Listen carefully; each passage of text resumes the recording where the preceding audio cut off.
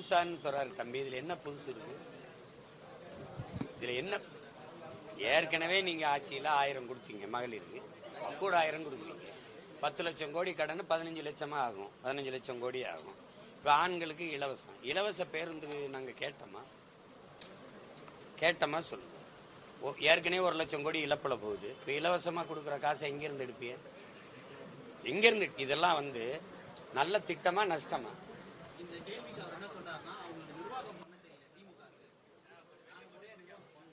எப்படி இலவசம் கொடுத்தாரு? இலவசம் கொடுக்கறது, இது கொடுக்கறதுங்கிறது ஒரு தரமான பேருந்து இருக்கா? இலவசமா நீங்க பேருந்துல பயணிக்கலாங்கிறீங்க, அது பேருந்தா?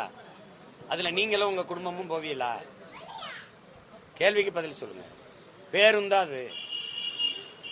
நீங்க பாக்குறது இல்லையா?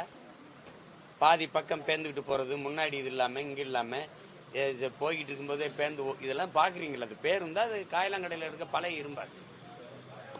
யாரு கேட்டது உங்களுக்கு? நீங்க இலவச பேருந்து கொடுங்கன்னு யாரு கேட்டது?